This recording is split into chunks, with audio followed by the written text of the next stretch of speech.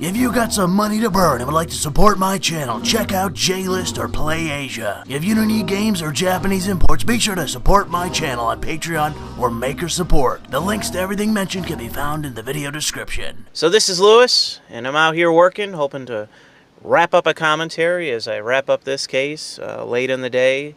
Been out here since 7 in the morning.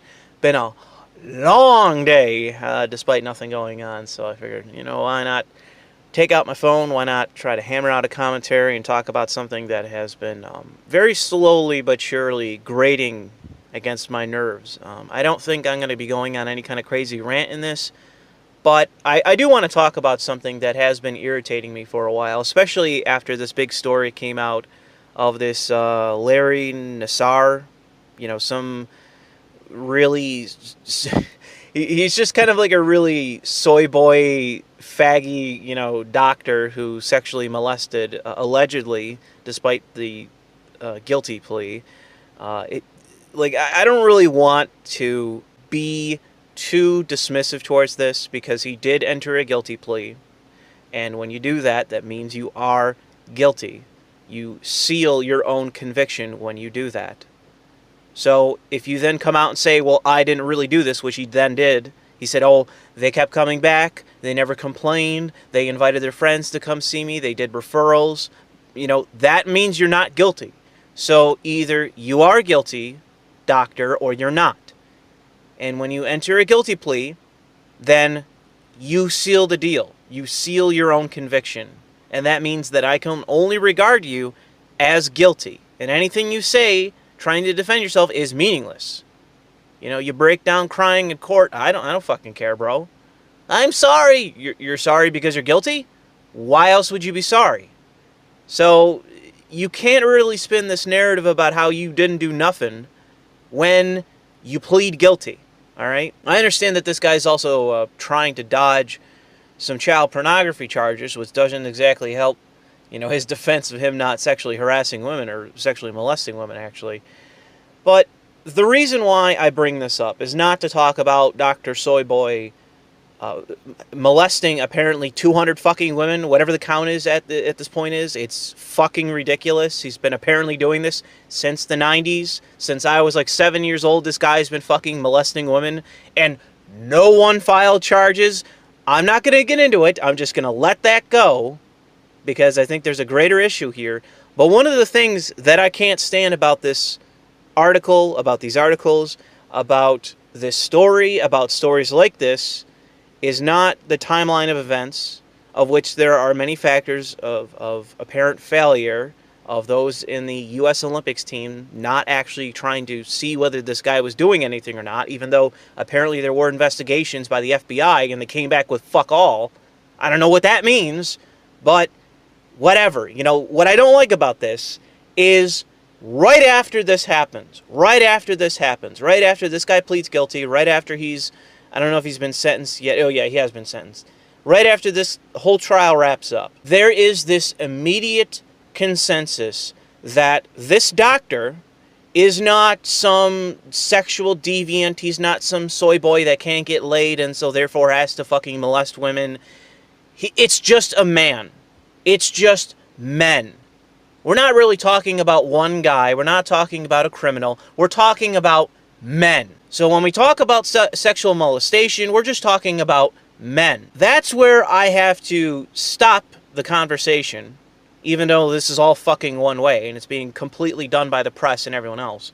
I have to just stop this and say, when you do that, when you just say shit like that, flat out it's beyond chauvinism. We'll get to where I talk about chauvinism in a second, but that is just blatant bigotry.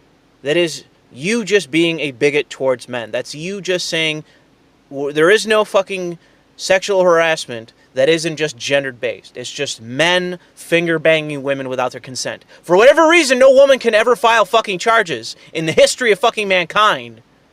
100 fucking odd women later, somehow, some woman found the way to fucking file charges. But no, this is nothing to do with one criminal. This is to do with men. And I've already done a video where I talk about stuff like this, where I talk about how I don't want to hear about the proto-victim, the eternal victim of all mankind, which is the woman, especially the bourgeois white woman, the eternal victim of human history. I don't want to hear it anymore.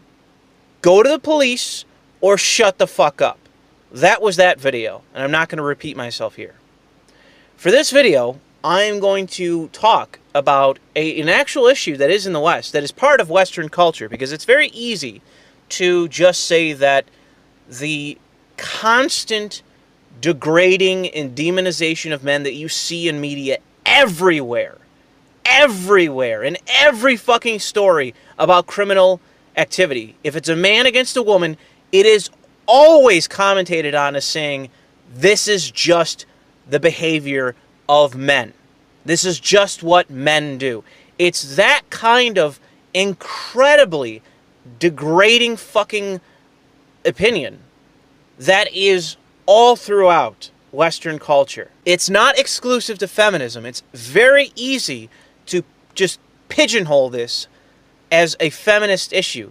It is, and there very much is a lot of fucking what would be called misandry emanating from feminism. That is true, but it is not exclusive to feminism.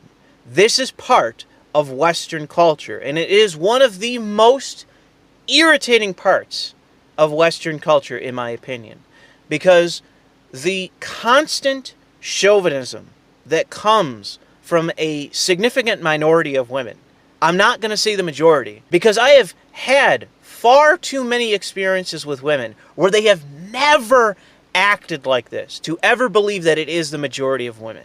It is a significant minority of women in the West that are just openly and casually chauvinist towards men. And again, chauvinism is the belief that one's gender is superior to the other. You hear this constantly, incessantly. Some women spend every waking moment on social media making the case for why women are superior to men.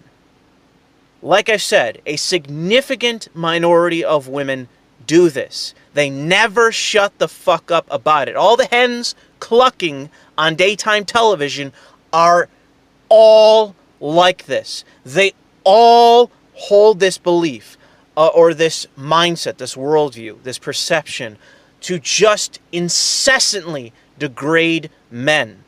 Constant fucking degradation. Constant chauvinist nonsense. And my answer to that is not to then turn around and be chauvinist to women, because oftentimes when you do things out of spite or vengeance, you will be lashing out against innocent people in that way. If you're going to lash out against an ideological group, then in that case, if you happen to find the one person that isn't part of the ideological orthodoxy, then, you know, in my opinion, you made a mistake. But even then, you then ask, okay, why are you part of this ideological group if you aren't in line with the orthodoxy, which is clear the orthodoxy? In this case, it'd be feminism.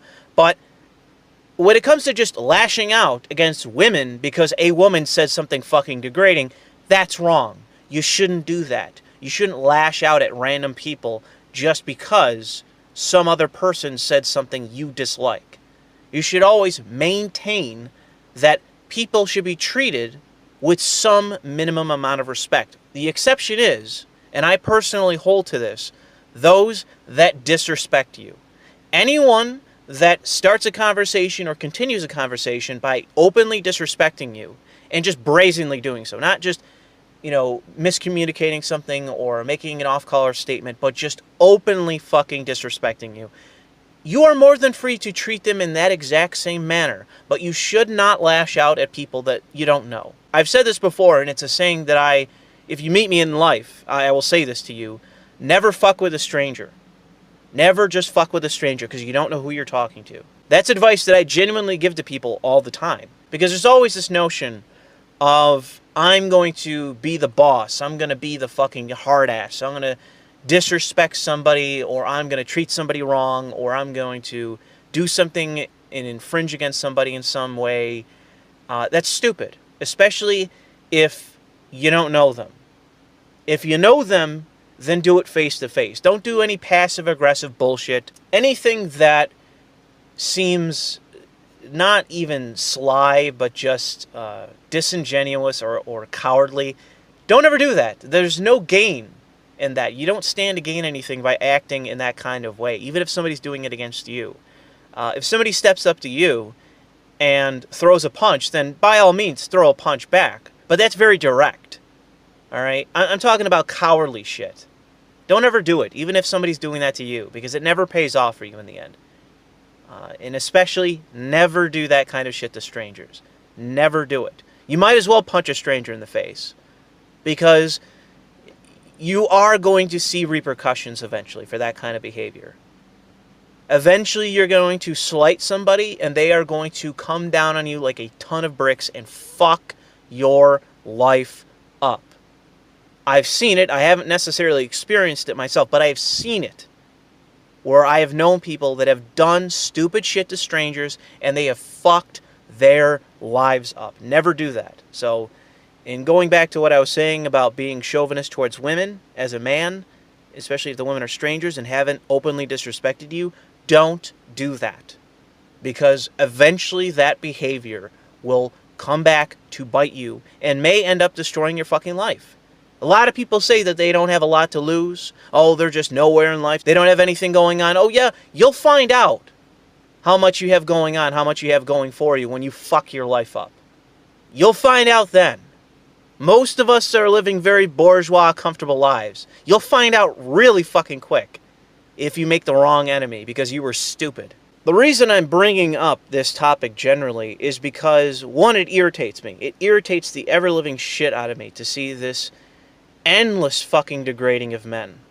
But that this is not going to add to culture. This is not going to make, it's not going to bridge the divide between the genders, between the sexes. It's not going to make a more harmonious society when we have men and women seeing each other as enemies. Because there's a certain amount of women that say, you don't need a man, just pursue a career. If you're 35 and you're fucking insanely lonely and you're putting a fucking revolver in your mouth and you want to pull the trigger because you are blinded by the biological necessity to need a man, there is something really wrong in our society where this constant demand, this rattling on about, oh, we need equality for women and there's not enough women earning the top spots and, Fortune 500 companies and blah, blah, blah, blah, blah, blah, blah. It's like, I don't know what to tell people. And I think that eventually a lot of people are going to have to start pushing back against this. And they are going to fucking cause typically some women or some soy boys who are, future convicts to take issue with what they have to say and pushing back against the notion of fucking quote-unquote equality. Because ultimately men and women are different, and men and women have certain biological drives. It doesn't mean that women can't become doctors, because my dentist and my actual personal physician are both women, and they're both very competent. I'm glad to have them both. It doesn't mean women can't become lawyers, because the lawyer that I have another case that I got to deal with, she's a professional career lawyer woman. So it's not to say that women can't achieve in the world. And the idea that they can't achieve is fucking stupid. And there's not enough men saying that. There's not enough men actually standing up to these chauvinist fucking arguments and saying, no, we live in a fair society. We have equality under the law. Men and women are free to choose whatever the hell they want to do. If a woman wants to become a lawyer, she can go to school and become a lawyer and get employed. If a woman wants to become a doctor, she can join the ranks of fucking women that are already physicians or whatever, biologists, what the fuck ever, okay? There is nothing stopping women from doing well in the workforce outside of biological reality, the ticking clock of biology, and hard work. Those two things are standing in the way of women. Women need to work hard, go to school, get the career, and work hard to succeed. And they also have to face the reality that a lot of women do want to settle down. They do want to have a kid. They do want to have a man. Despite all the propaganda and all the chauvinism, that is something that remains true to this day. And the women that are out there that are bitching and moaning and clucking about how you don't need no man, they are in their 50s, they are in their 60s, and if they're not in their 60s, they are early and young spinsters. They are cat moms. And you should ignore them because they're not fucking happy. They spend all day and night bitching and moaning. They spend all day and night being unsatisfied, personally being unsatisfied. They are not satisfied. They are not fulfilled by their lives. There needs to be more men and more women, and I'm going to put the onus on men to speak out more against chauvinism towards men from women. More men need to speak out against this because I see it all the fucking time. And from conservatives. So don't give me this bullshit about, oh, the left, the left, the left, the left. No, there's a lot of conservatives that are complicit with this, that say nothing when you hear a bunch of women clucking about how they're superior to men. It doesn't mean you get antagonistic. It doesn't mean you become an asshole. It doesn't mean you be aggressive in a way that's destructive. But it does mean that you should say something. You should do something about it. You should say, well, it's like, oh, there's not enough women in Fortune 500 companies. It's like, oh, man, did you put in your resume? Did you apply? How come you're not the person leading the company? It's like, oh, well, I'm not capable. Oh, well, I guess that's just true for a lot of women then. You know, you have to say something. You have to do something. You have to actually speak up. Because I do that. I do speak up when I hear some actual fucking bullshit from a woman about, oh, men this. All right? I don't give a shit if it's my own mother. I will speak up against it. And it is on men to do more of that.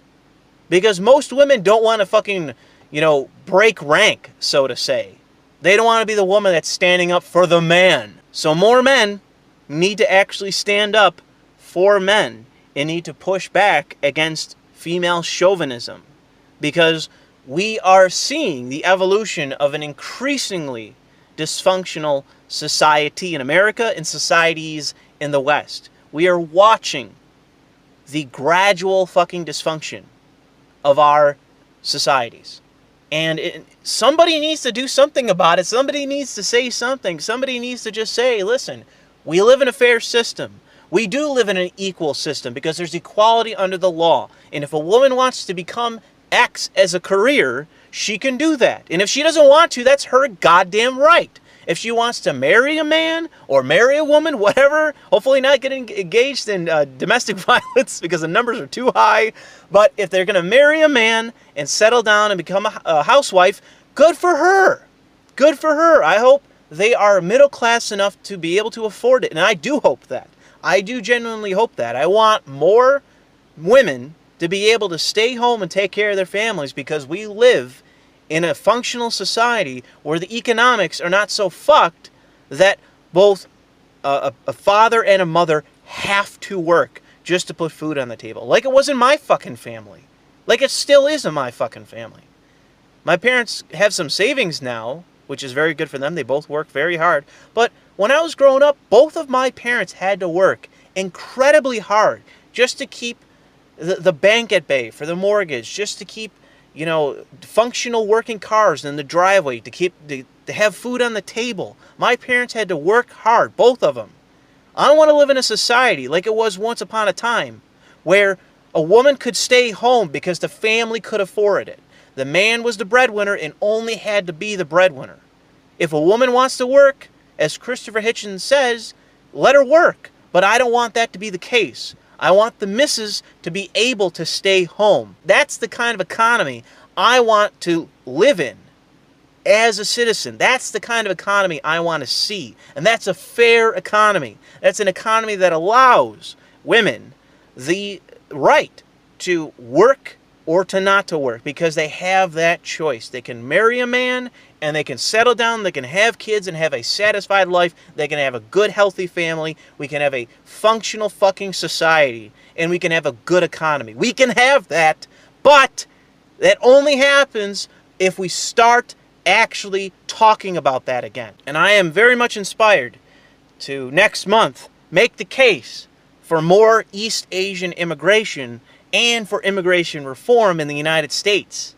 Because I think we can have both, and we can live in a more functional society and also have a better family unit, and you won't hear one fucking word from me about Jesus, faith, Christianity. You're not going to hear one word from me about Christianity, Christian tradition, all that shit. You don't need any of that baggage to make the case for a functional family unit. And it has a lot to do with immigration, in my opinion. It has a lot to do with economics.